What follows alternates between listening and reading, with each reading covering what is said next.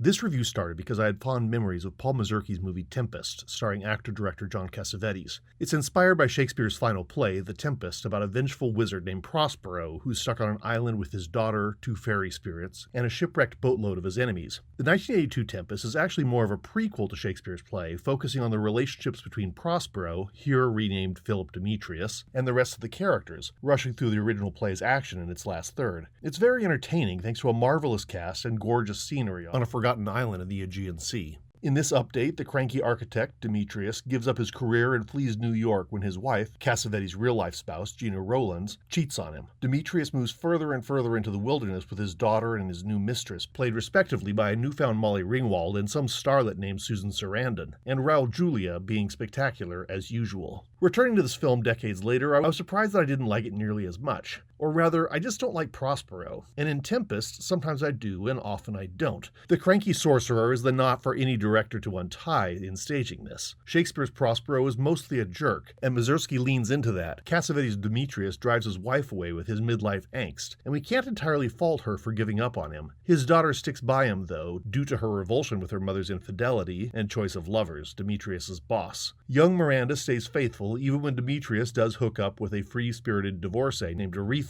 though Miranda knows this love affair is a bad idea. The Tempest survives because it pushes relentlessly towards forgiveness. Prospero's forgiveness of his treacherous brother and his corrupt advisors, and very complicated relationships. And these are the two things that Mazursky's Tempest is certainly about, though he turns them on their heads.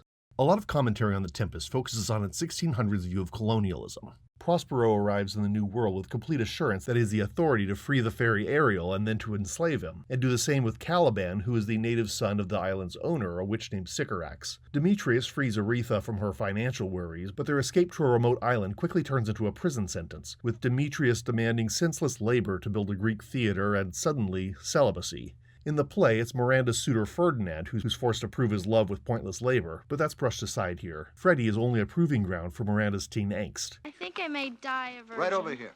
Both Aretha/Ariel and Miranda get fed up with Demetrius' nonsense, and they bond in a way that Shakespeare probably didn't predict. Tell me why, tell me why, tell me why did they fall in love? Molly Ringwald and Susan Sarandon are both excellent in this, and they both share strong chemistry with each other and with Cassavetes. What doesn't change is Prospero's relationship with Caliban, here an eccentric goatherd in love with Miranda. Raul Julia's Calibanos is a predatory weirdo who tries to seduce the pop culture-starved Miranda by letting her watch Gunsmoke in his cave. I will love Julia to my grave for his manic turn as Petruchio in The Taming of the Shrew in Central Park. Kiss me, Kate!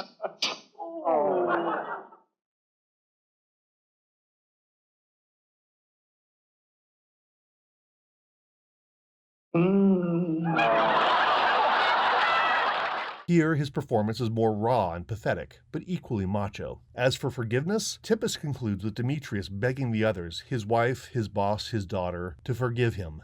Calabanos, What, Phil? forgive me. For what? Just forgive me. Okay. As opposed to the other way around. Mazursky recognizes that Demetrius Prospero is the villain in the piece, manipulating his family and his enemies as if he believed himself to be blameless. While this film isn't perfect, it is audacious.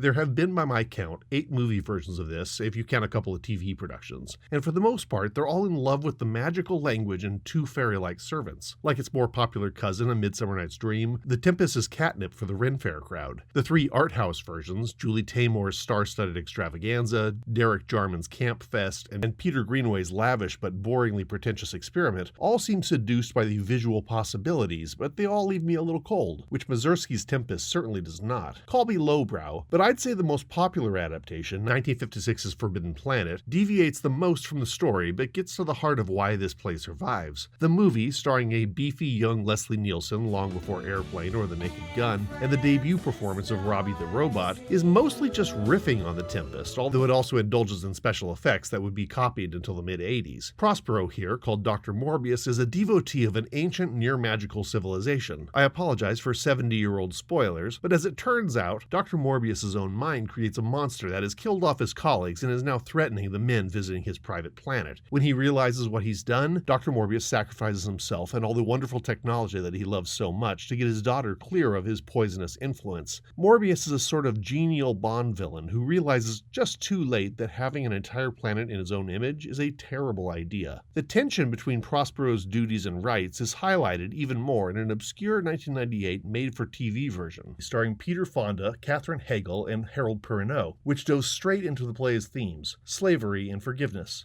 It tossed out the original text and, like Mazursky, added a lot of backstory. John Prospero had learned his magic arts from a slave woman, the mother of Ariel. And while that basic description sounds pretty awful, it's actually very good. Setting the Tempest on a plantation during the American Civil War does sound pretty on the nose, but it's saved by casting Harold Perrineau, who's one of the most sympathetic faces in recent Hollywood history, as a bedraggled Ariel. But maybe it's also saved by the play's main theme, awkwardly expressed by Shakespeare himself, forgiveness. In the case of the TV film, Mr. Prosper must forgive all of his enemies. Some are pardoned, some refuse mercy. In a great improvement on Shakespeare, Prosper hands his little island back to Caliban, or in this version, Gatorman, its rightful owner. And forgiveness brings me to maybe the most successful film in this review, Shakespeare Behind Bars. This 2005 documentary follows a program which has now been producing Shakespeare in Southern correctional facilities since 1995. This particular production in the Luther Luckett Correctional Complex in Kentucky stars murderers and sex offenders, most of whom have no hope of ever seeing outside life again. And it's about as far away from Demetrius's self-imposed exile as imaginable. These guys know what it is to be isolated with only a limited social circle and no chance of escape. They know what it is to be captured, and maybe more than anything, they know the need for forgiveness from their victims and for themselves. The inmates throw themselves into their roles. Their Prospero is a veteran of the program and a bit of a drama queen. He forms a tight, if contentious, bond with the man playing Miranda. Like Mazursky's Tempest, the characters' feelings take center stage. The performances are excellent, especially their Caliban, who seems a completely believable lug, unlike, say, Jamin Hunsu's resentful savage in the Julie Taymor version. But her The Tempest seems to be like play-acting tropes, whereas these inmates are living out the realities. A killer is a killer, but he's also a lot of other things, and he's trying to reconcile them all. Heartbreakingly, the director says he always loses one or two performers each year due to behavioral issues. In this production, one violates decency rules, and another gives into the temptation of getting tattoos.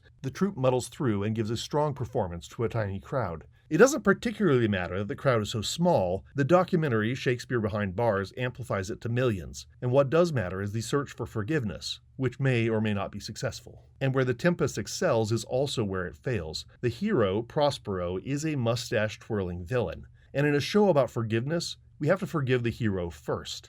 But maybe this is why the play survives. Like Dr. Morbius in Forbidden Planet, we all end up realizing in the end that we are the villain, and the Prospero who needs forgiveness is ourself.